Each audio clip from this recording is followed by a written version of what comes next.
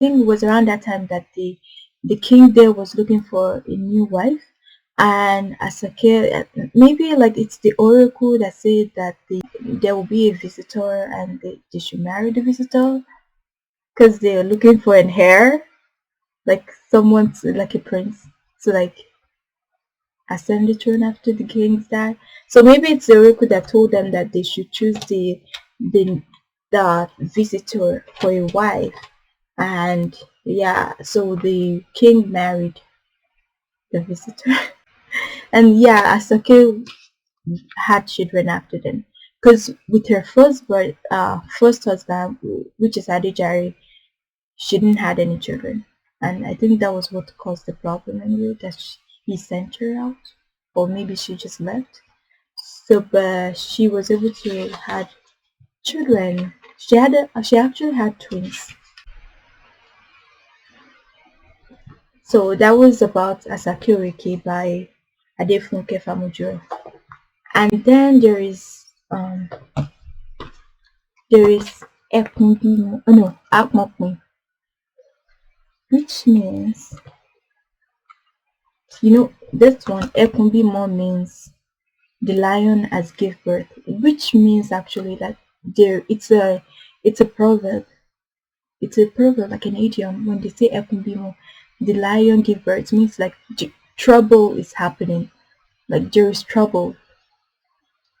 It's supposed to like depict the scene of how like when a lion is giving birth, that it's like really hard labor. I don't know, but it's a proverb. That was, and then this one, Akmokmi, means the problem ended. Okay, it was so. Now that I actually think about it, they actually chose the book for some reason. Akmokmi, Ekmokmi, the problem has arrived. Akmokmi, the problem has gone.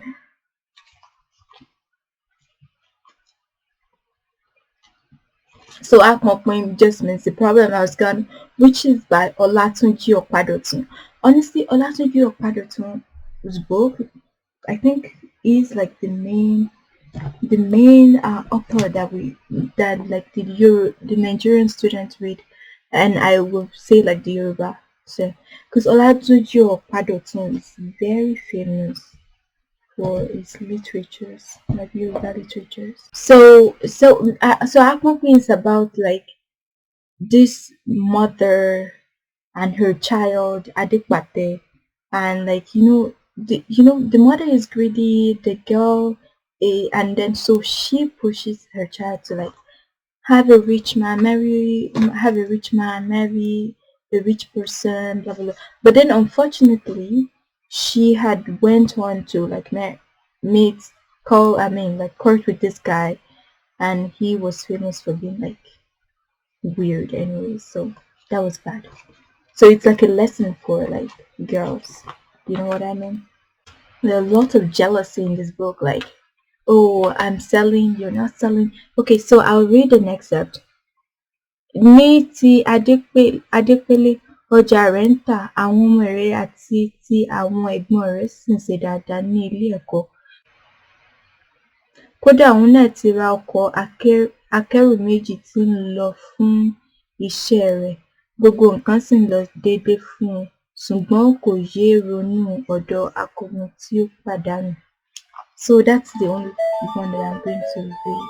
It's a good book. All I can say is like it's a good book. Like all the books that we read back there were really good. And I read this book too. It's like The Court of Justice and Other Stories. I really like this one as well. Like so many stories.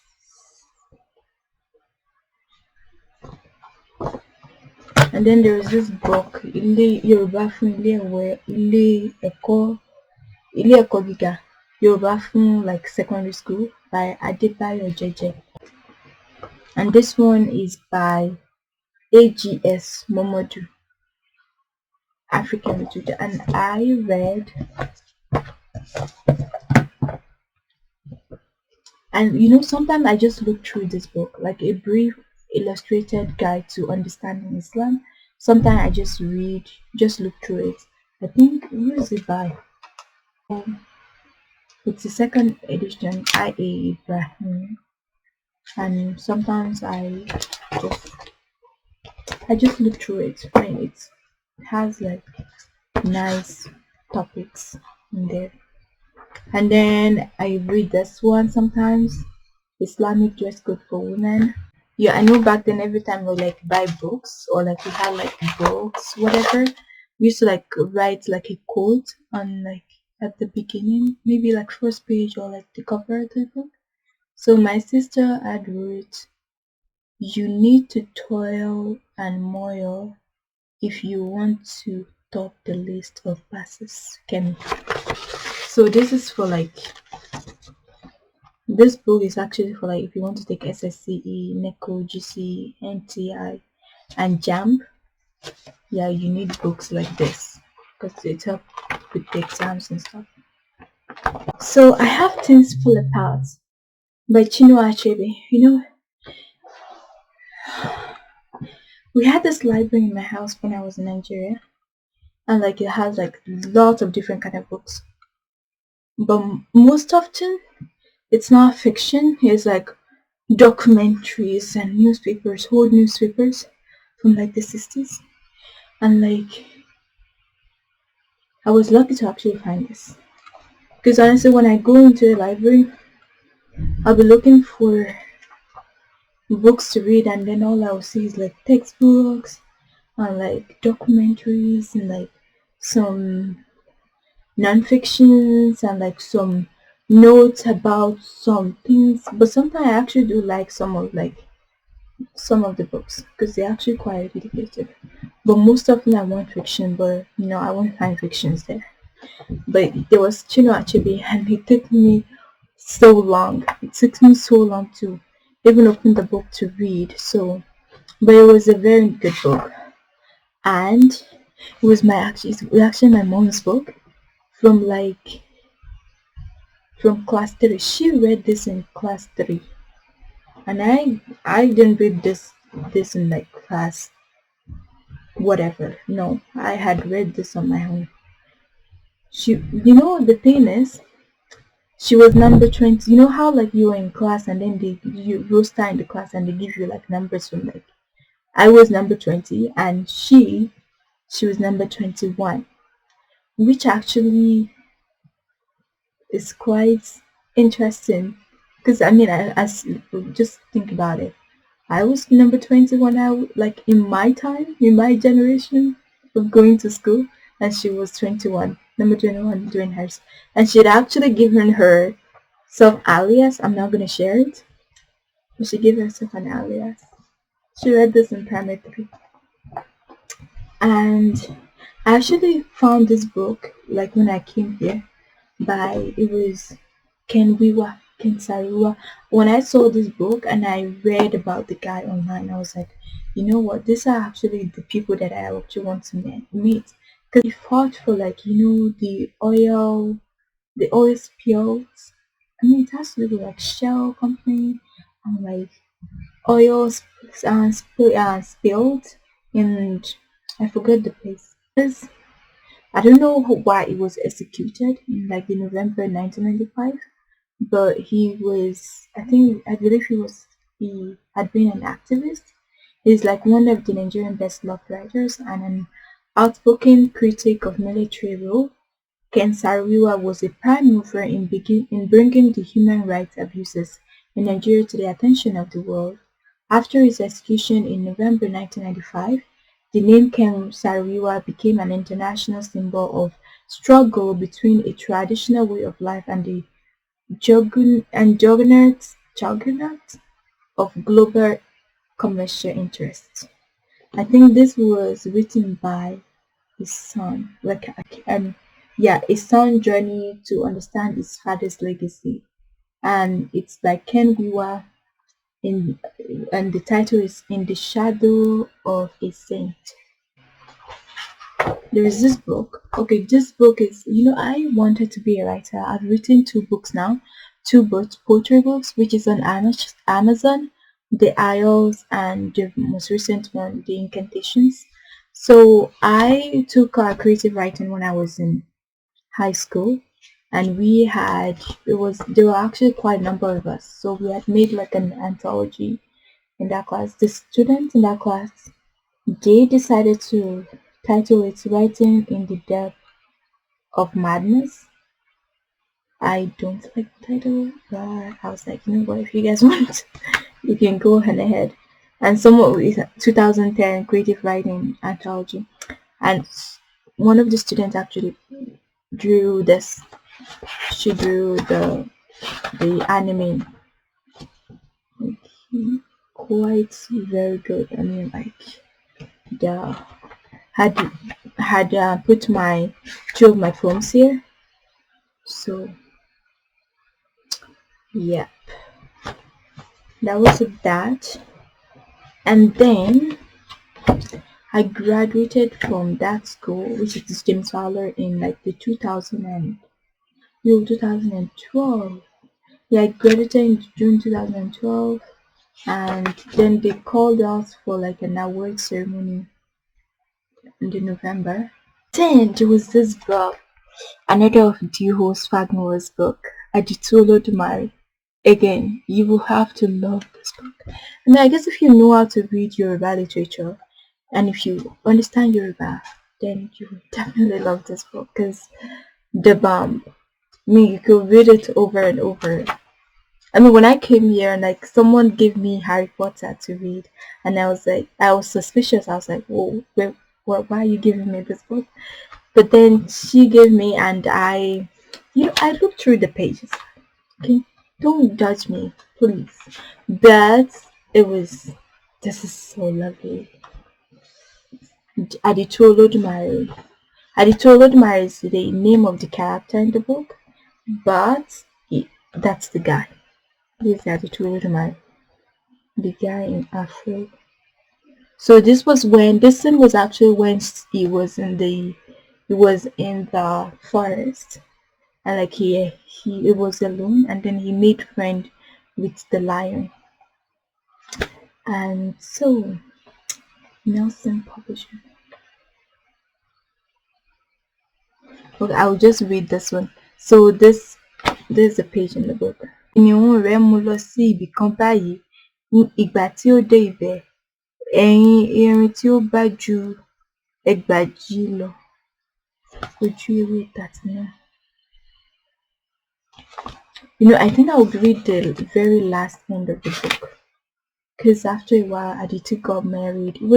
It's like telling, how when sometimes like older people want to tell a story and then they gather the children, it's like that. It's just it's in Allah. I don't know. It's a story. It's supposed to be a fable, a parable. I think you will find some biblical kind of references in this book. I've heard that there are some biblical references here. Okay, ọ̀rọ̀ ni èyí fún gbogbo ènìyàn àti pàápàá fún àwọn ọmọ ilé-ìwé. Ayé yìí sì kún fún ọ̀pọ̀lọpọ̀ àdììtú bí a bá fojú sílẹ̀ dáadáa, a ó lè tú díẹ̀ nínú àwọn nǹkan tí Olódùmarè ti dì bí a ti ń sọ yìí. Ọ̀pọ̀lọpọ̀ ni àrùn ọmọ ènìyàn èyí tí apá kò tíì ká.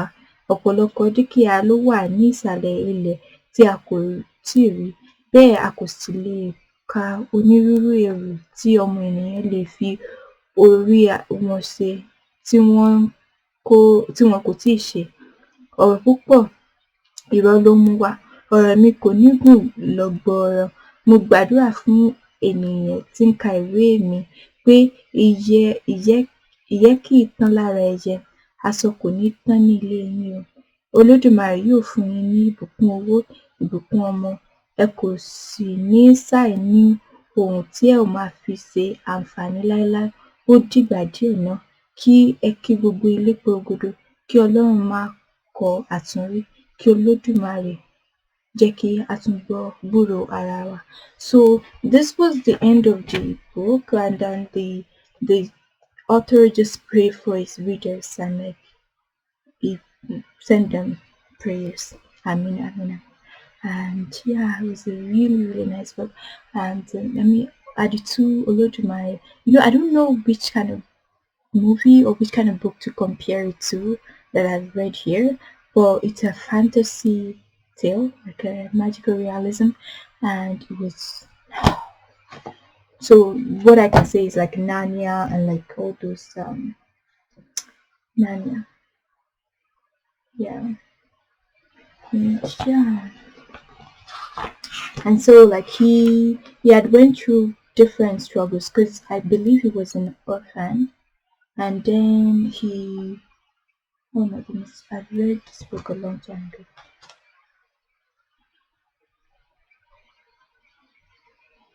And then he became like really wealthy, and he married Inuade.